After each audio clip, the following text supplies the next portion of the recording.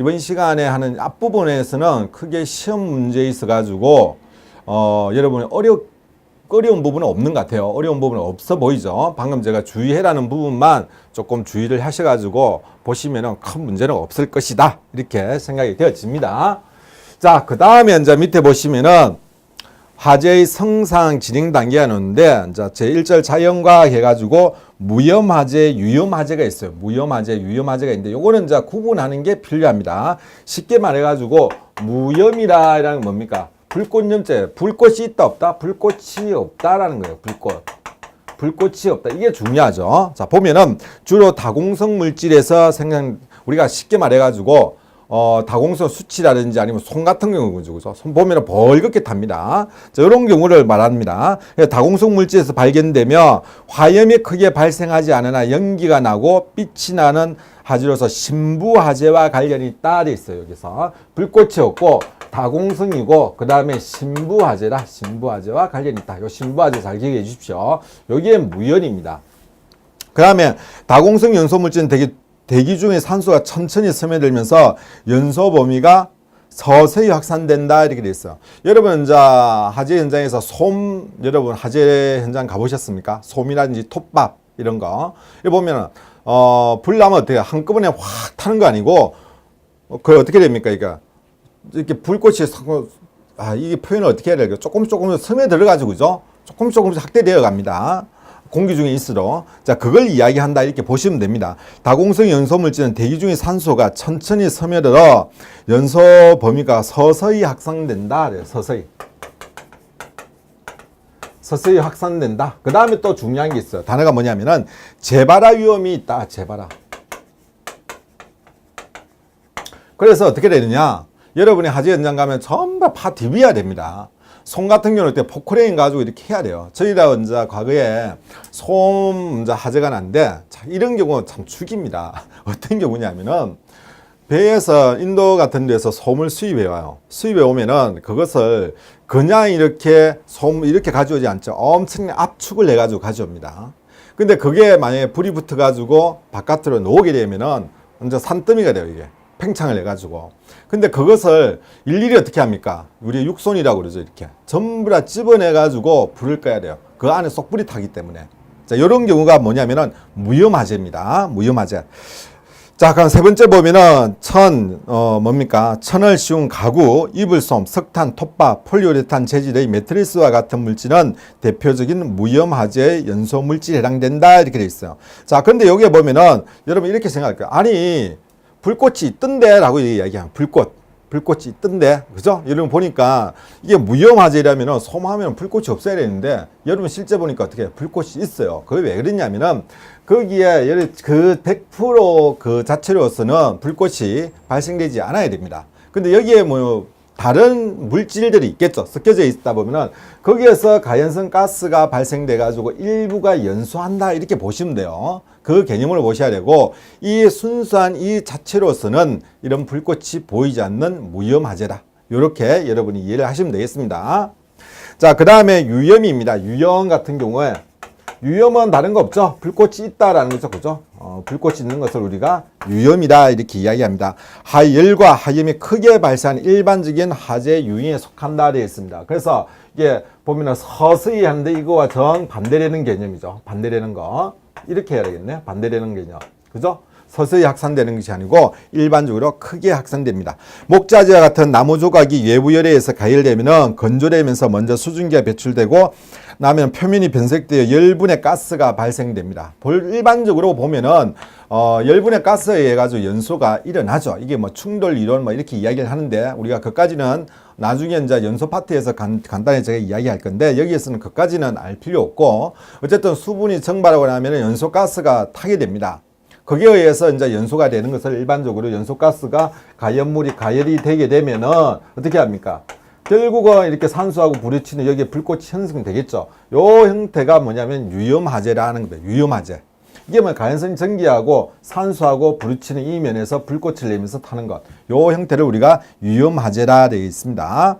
3번 보시면 점화된 화염은 가열된 나무 주위를 뒤덮게 되면서 주위의 산소 혼합해서 화염이 더 크게 확산되고 연속적인 과정을 보이고 있습니다.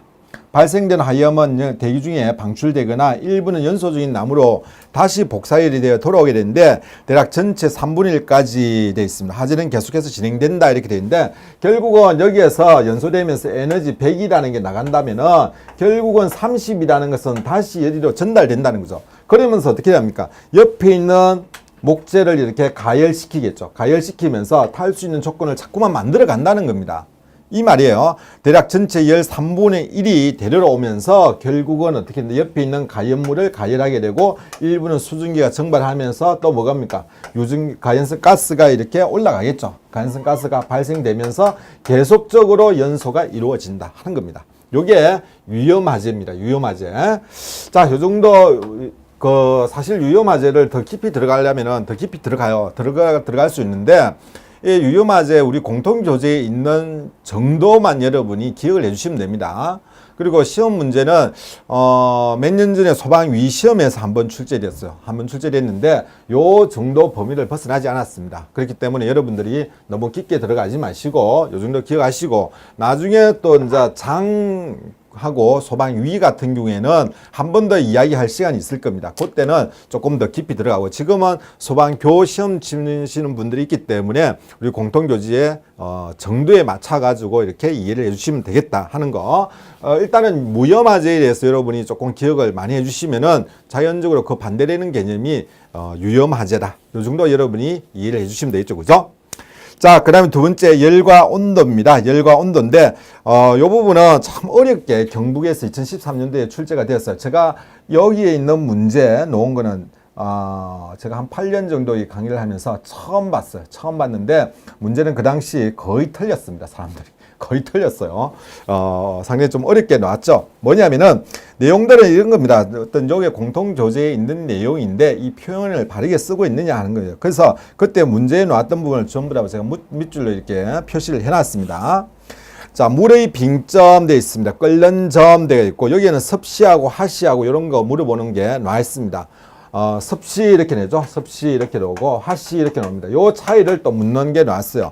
100도 같은 경우 섭씨 100도는 하씨 212도가 된다. 이런 거 기억해 주시면 되는 거고 그 다음에 미국 관행으로서 사용되는 방식은 화씨로 사용한다. 일반적으로 우리가 온도는 섭씨로 나타내죠. 섭씨로 나타내는데 미국에서는 관행적으로 화씨라는 단위를 쓰고 있더라. 이 정도 기억해 주시면 됩니다. 그리고 참고 표시가 되어 있는데 열을 포함한 모든 형태의 에너지의 공인된 표준 방식은 줄 방식을 사용하고 있다. 이것도 보기 뒤에 나온 거예요. 줄 방식을 사용하고 있다. 그 다음에 또 뭡니까?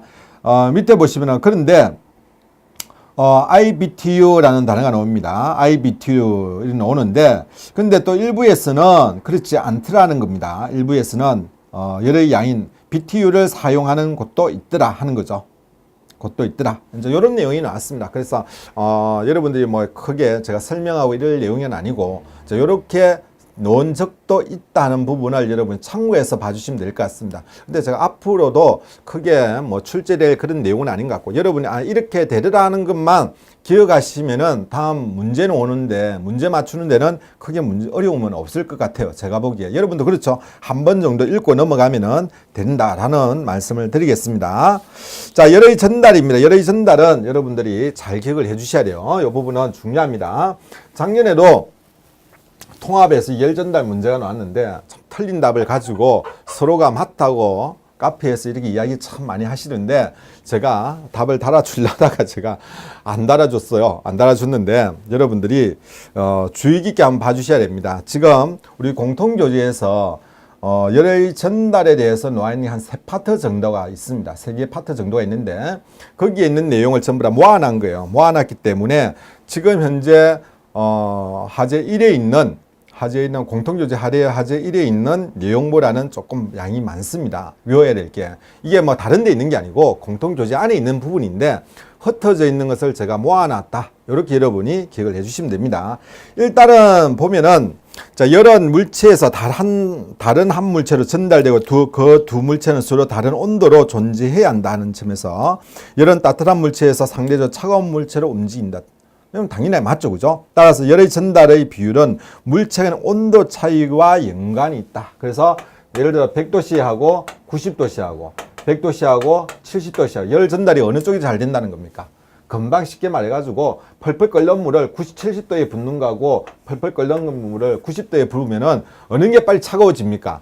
하는 거예요. 그럼 뭡니까? 이게 훨씬 더 빨리 차가워지겠죠. 그 왜 빨리 차가워지느냐? 그만큼 열 전달이 빨리 되기 때문에 그렇다는 겁니다. 그래서 온도 차이와 연관이 있다. 요거 잘 기억해 주시고, 물체 간의 온도의 격차가 크면 클수록 전달률은 더욱더 커지게 된다. 요거 하나 기억하면 다 끝났어요. 그죠?